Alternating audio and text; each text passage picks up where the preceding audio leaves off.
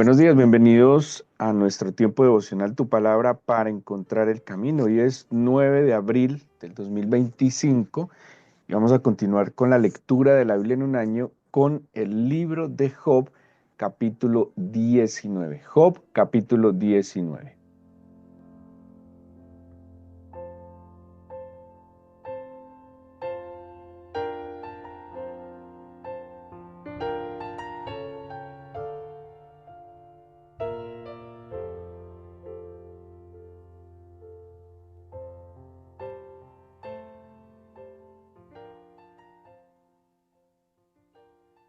Si ha seguido la lectura del libro de Job, ha visto que em, en cada capítulo se va teniendo un diálogo, digámoslo, un diálogo, donde están interviniendo los amigos de Job, cada uno con buenas intenciones, sin duda alguna, tratando de ayudar a Job. Ellos creen que Job no entiende lo que le está pasando y están tratando de ayudarle a entender la situación. Y vemos entonces que son unos diálogos que le hablan a Job, en algunos va a intervenir el Señor, y en este caso, en el capítulo 19, vamos a ver la intervención de Job, ¿sí? Ubiquémonos tratando de entender la situación que este hombre está viviendo. Lo ha perdido absolutamente todo. Eh, y aquellos que le quedan, que son sus amigos, pues han tomado en términos generales de nuevo, no malintencionados, sí, porque eh, no cualquier amigo viene a acompañar en la desgracia al otro, sí. Estos amigos vinieron a acompañar en la desgracia a Job, pero como en la vida no es solo suficiente las buenas intenciones, sino que en verdad es necesario poder actuar de acuerdo a lo que el Señor nos instruye. Job entonces en este capítulo interviene. En el capítulo 19, la gran parte, él está como siendo consciente de lo que le ha pasado. Obviamente ya reconoce y él atribuye que pues todo esto que le ha venido a él está bajo la soberanía del Señor, ¿sí? O sea, él no le atribuye nada diferente a que el Señor soberanamente permitió que pasara estas situaciones adversas en su vida. Pero lo vemos no simplemente como una queja, no como una, digamos, un rechazo hacia la voluntad del Señor, sino que por el contrario lo vemos con una actitud de aceptación, de humildad, entendiendo que el Señor es soberano. Pienso yo que esto es una comprensión de la mente de Dios muy compleja, muy profunda además, porque en términos generales nosotros pretendemos y esperamos que el Señor haga las cosas como queremos, cuando queremos y que siempre nos beneficie, ¿sí? Pensamos que el amor del Señor es que Él haga todo lo que nosotros queremos, que Él haga todo lo que nosotros esperamos y que lo haga cuando queremos y como nos gusta, ¿sí? Entonces, esa es una idea un poco limitada y tal vez egoísta de lo que es el amor. Entonces, en esa idea un poco egocéntrica del amor de Dios hacia nosotros, pues pensamos que Él solo puede hacernos cosas que nos sean agradables, ¿sí? Ojo, todo lo que el Señor hace es bueno, sin duda alguna, pero no necesariamente todas sus decisiones van a ser agradables para nosotros, ¿sí? Job ha entendido que todo está en la soberanía del Señor y con mucha humildad acepta, ¿sí? Él acepta la condición en la que está, él acepta la situación por la que está viviendo. Como les decía, no es fácil tener una comprensión de estas. Job dice que nada ha renegado. em, eh, bueno, hay un momento donde él va a decir es, ay, porque nací. Pero es también por ese entorno que lo está rodeando. Pero, pero Job no pecó contra el Señor, ¿sí? Job mantuvo su corazón intacto delante del Señor. Pero en el capítulo 19, Job, y así lo dicen algunos comentaristas, va a tener digámoslo así, una especie de visión y de revelación respecto al Señor. Job va a, a ver un actuar del Señor muy particular y tiene que ver con lo que dice el versículo 25 al 27. Les invito a que me ayuden a leer, que creo que del capítulo 19 de Job es el texto central o pues que resalto, porque lo otro, los otros versículos, como les dije, es como una especie de recopilación de lo que le ha pasado a él, ¿sí?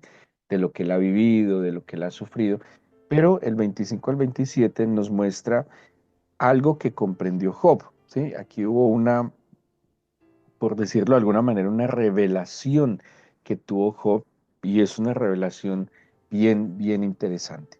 Dice el versículo 25 al 27, yo sé que mi redentor vive y al fin se levantará sobre el polvo y después de deshecha esta mi piel, en mi carne he de ver a Dios, al cual veré por mí mismo y a mis ojos, perdón, y mis ojos lo verán y no otro aunque mi corazón desfallece dentro de mí. Bueno, aquí aparece una imagen, una figura muy importante en el Antiguo Testamento, que es la figura del Redentor.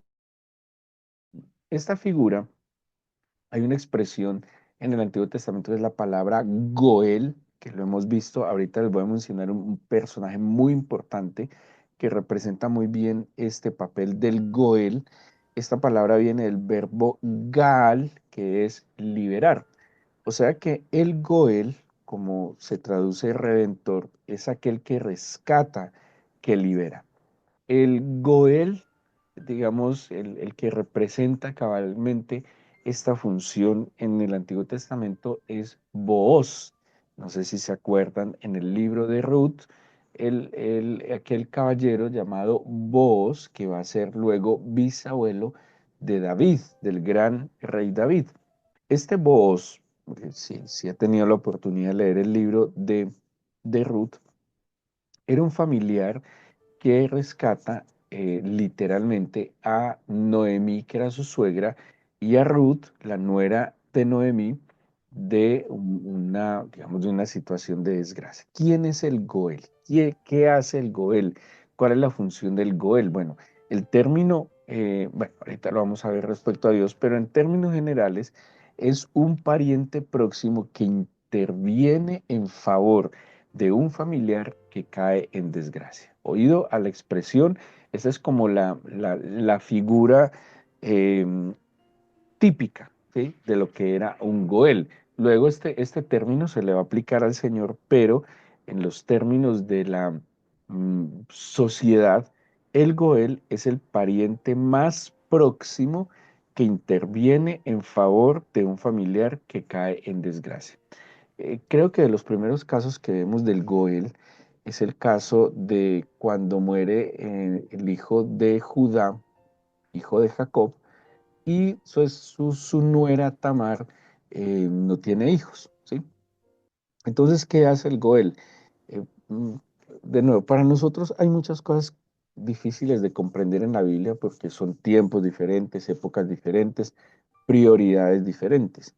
En esta época, que una pareja o que una mujer tenga o no hijos, pues no es muy importante. De hecho, la mayoría, y eso lo estamos viendo, las nuevas generaciones no quieren no solo no casarse, sino que ni siquiera quieren tener hijos, ¿sí? No es una prioridad, no les parece importante, les parece de hecho un problema, pero en la época, en las épocas de la Biblia, tener hijos era casi el propósito de la vida. Tener hijos era casi lo que le daba sentido a la existencia, ¿sí? El tema de la prole, el tema de la posteridad. Hoy en día, como la gente solo vive el día, como hoy se vive es, como dicen los epicuros, comamos y bebamos que mañana moriremos, no se piensa en la posteridad, no se piensa en el nombre, ¿sí? Alguien que no tiene hijos, cuando parte a la eternidad, pues ahí queda su nombre, ¿no? En la antigüedad era muy importante la posteridad. Era, como les dije, casi el sentido de la existencia tener hijos. Y, y Tamar, entonces el Goel, ¿qué tenía que hacer? Como muere un esposo y no tuvo hijos, quiere decir que ese hombre no tuvo posteridad, ¿sí? Acabamos de definir el Goel como pariente próximo que interviene en favor de un familiar que cae en desgracia. Era una gran tragedia que un varón casado no hubiese podido tener prole, no hubiese podido tener posteridad. Entonces, ¿cómo funcionaba el Redentor? El familiar más próximo debía casarse con la viuda, ¿sí? Y el hijo que tuvieran no iba a ser su hijo, iba a ser el hijo del difunto, ¿sí? Porque de alguna manera estaba rescatando estaba devolviéndole la posteridad a aquel que la había perdido al morir sin hijos, ¿sí? Entonces, ¿qué pasó con los hijos de Judá? Esa historia está en el libro del Génesis, que los hijos de Judá abusivamente no embarazaron, o sea, ni el mayor, ni el que siguió, ni el que siguió, embarazaron a Judá para preservar la prole de su hermano y pues actuaron en pecado.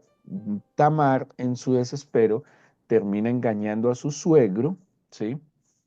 Y al engañar a su suegro, termina concibiendo de su suegro, así que su suegro Judá es el que va a ser el Goel, no porque quisiera, sino porque Tamar en su desespero por darle prole a su difunto marido, pues entonces se llega al familiar más próximo, que fue su suegro, ya que sus hijos o los hermanos de su marido no se negaron, pues, a cumplir esta función de Goel. Y el gran Goel que les decía que aparece en el Antiguo Testamento en una imagen, eh, podríamos decirlo, mesiánica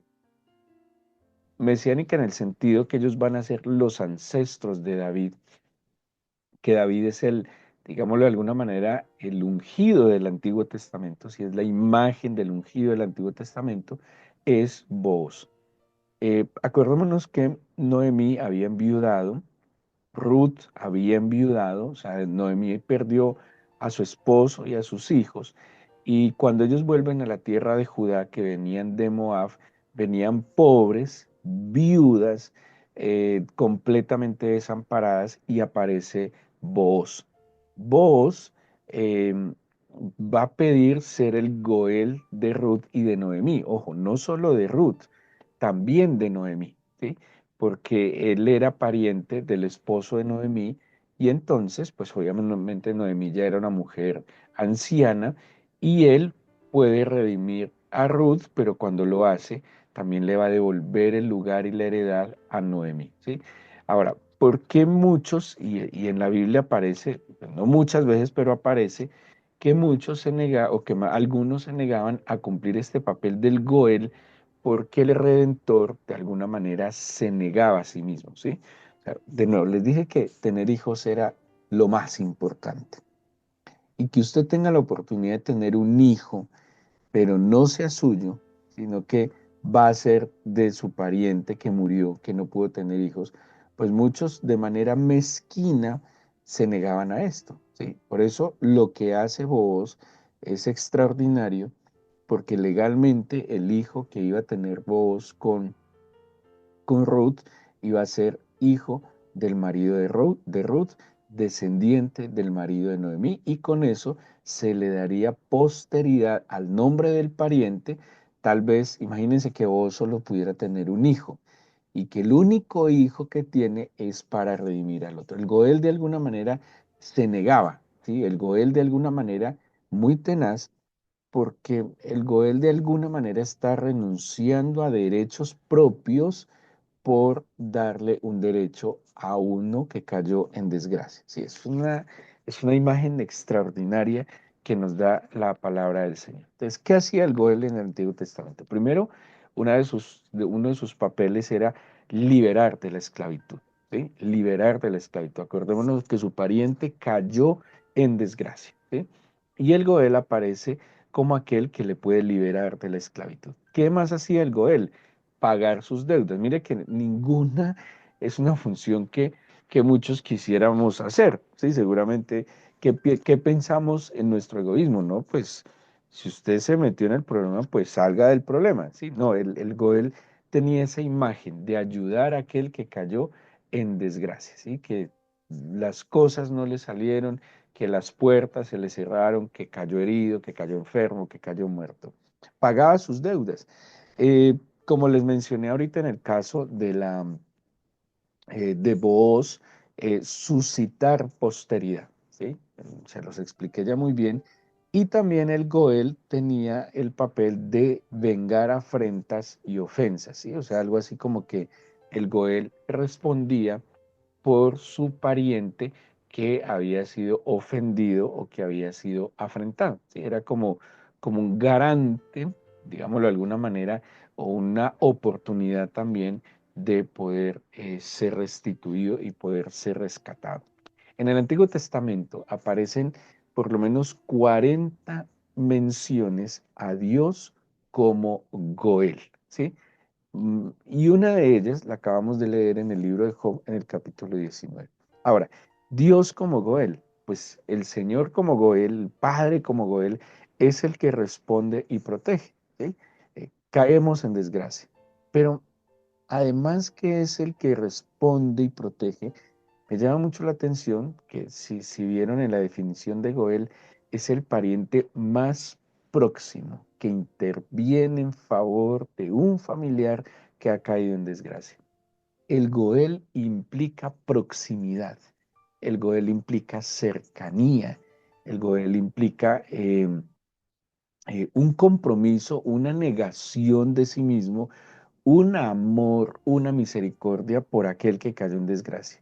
El Señor aparece en esa imagen como el más próximo, pero que tiene todos los recursos para redimirme. Bueno, esto era muy importante en el Goel. Si ustedes se acuerdan de Booz, Booz era un hombre eh, afortunado, ¿sí? Era un hombre que tenía recursos y tenía las capacidades para redimir. O sea, esta era la otra. Si yo voy a pagar las deudas de mi pariente, si yo lo voy a sacar de la esclavitud, si yo voy a suscitarle posteridad, pues yo tengo que tener los recursos, las herramientas para poderlo rescatar. El Señor, como nuestro Goel, tiene todos los recursos para podernos redimir, para podernos rescatar. Nos libera de la esclavitud y también reivindica el derecho del oprimido, ¿sí? Ese es acuérdense que pues, por deudas, por dificultades, por pobreza, por escasez, los israelitas podrían caer en esclavitud. Y al caer en esclavitud, pues perdían ciertos derechos. ¿Qué hace el Señor como Goel? Reivindica el derecho del oprimido. Ahora, si vemos la vida de Job, en el capítulo 19, él está reconociendo pues que él está esclavo, que él ha caído en completa desgracia, ¿sí? Esto es muy tenaz, porque si alguien experimentara desamparo, si alguien experimentara abandono, em, sería Job, porque Job quedó en verdad solo y los amigos no llegaron como redentores, ¿sí?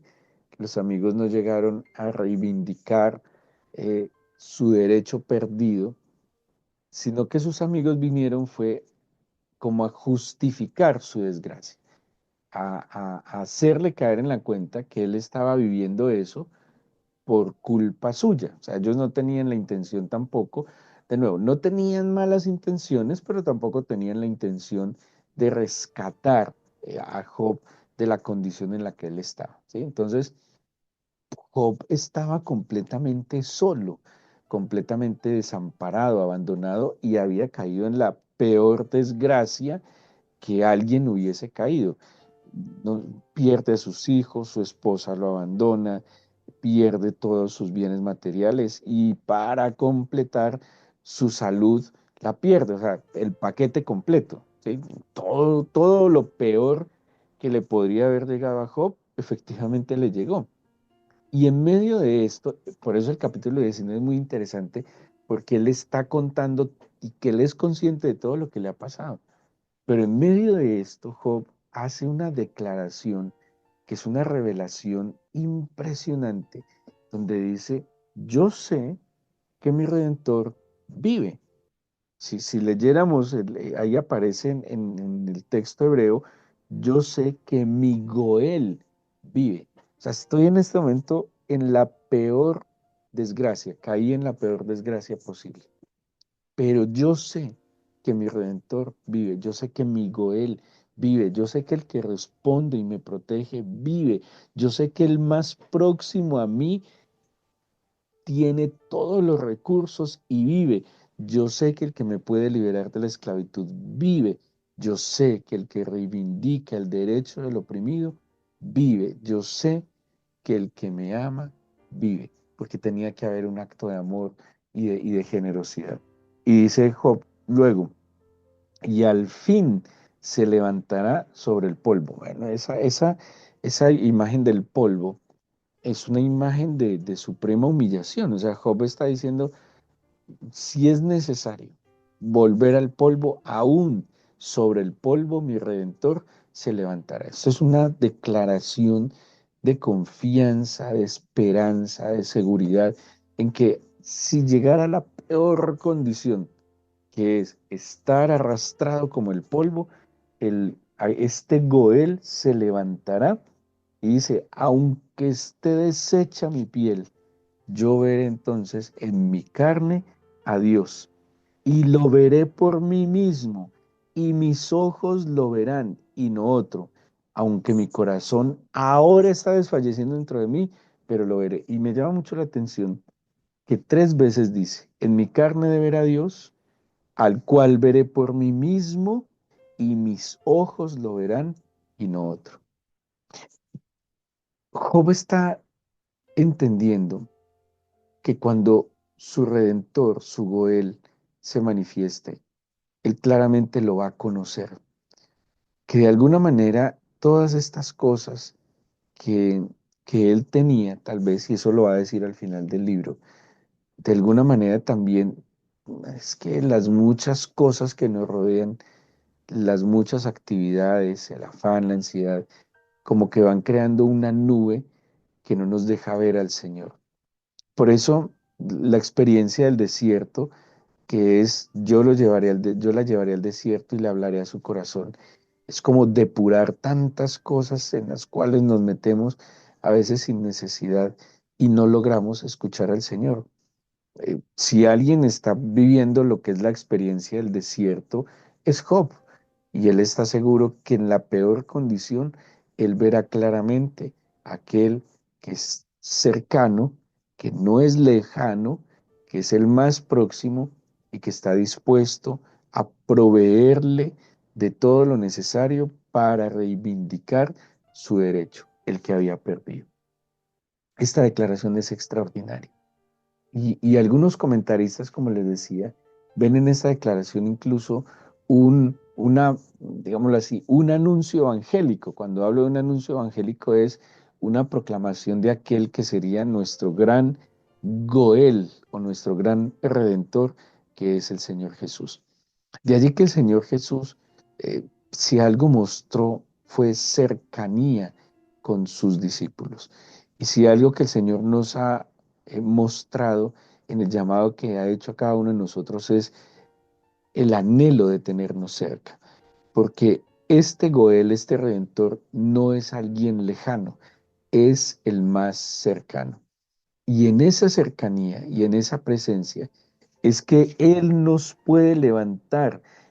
Primero, Él se puede levantar incluso sobre el polvo.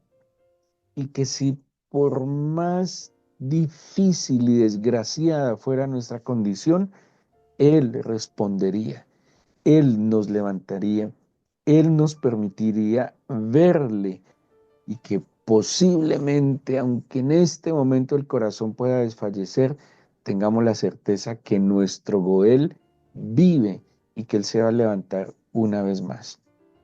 Dijo Juan en el capítulo 3 que así como Moisés levantó la serpiente en el desierto, así es necesario que el Hijo del Hombre sea levantado para que todo aquel que en él cree no se pierda y tenga vida eterna. Ese levantamiento es como esa proclamación del Señor como gran redentor, como el gran Goel de su pueblo. Él se ha levantado desde el polvo, ¿sí? Desde la peor condición y el entorno de los humanos, pero se ha levantado para que pongamos nuestros ojos en Él y podamos ser rescatados de toda situación que podamos estar viviendo de aflicción, de desgracia, de soledad, de esclavitud, de deuda, de esterilidad, de afrentas, de ofensas, de soledad, de desamparo, cualquiera que sea la situación. Tengamos esta certeza que dijo Job: yo sé que mi Redentor vive y al fin se levantará en el polvo.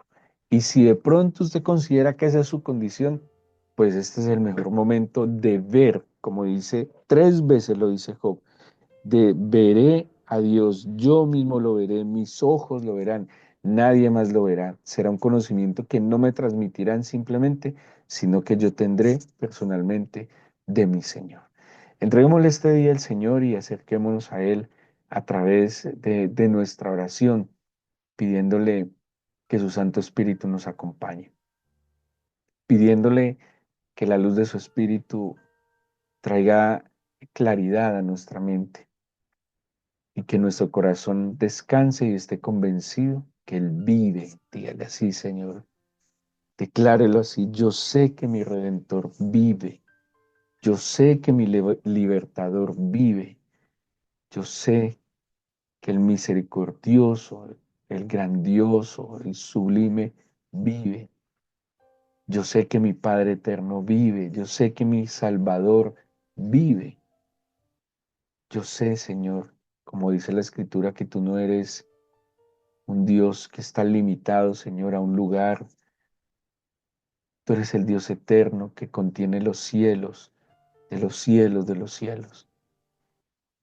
Tú eres el Dios eterno en quien están mis tiempos, mi vida, mi pasado, mi presente, mi futuro, mi todo. Y yo sé que tú vives, Señor, y que solo tú puedes levantarme del polvo si fuese mi condición. Que solo tú puedes, Señor, reivindicar mi derecho si lo he perdido. Que solo tú puedes liberarme de la esclavitud, que solo tú puedes pagar mis deudas, que solo tú puedes suscitarme posteridad, que solo tú, Señor, puedes defenderme de las afrentas, de las ofensas, que eres tú quien responde y me protege. Mi vida está en tus manos, a ti te pertenezco. Y hoy declaro y proclamo, Señor, como Job lo hizo. Yo sé que tú vives y yo te veré por mí mismo, Señor, no otro te verá, yo mismo te veré. Y puede que mi corazón desfallezca dentro de mí, puede que hoy esté agotado, Señor, y no sienta la misma confianza, esperanza, certeza. Pero tú vives, Señor. Tu palabra es viva y eficaz. Y sé que tú te puedes levantar en medio de cualquier condición y traernos una completa restauración. Tú eres el perfecto Redentor, Señor. Tú no rechazas esta función, esta labor, porque tú eres bueno, porque tú eres misericordioso. Levántate en medio de nosotros, Padre. Levántanos a nosotros del polvo si fuese necesario y permítenos descansar en el saber que tú nos amas y que tus propósitos son firmes para nosotros.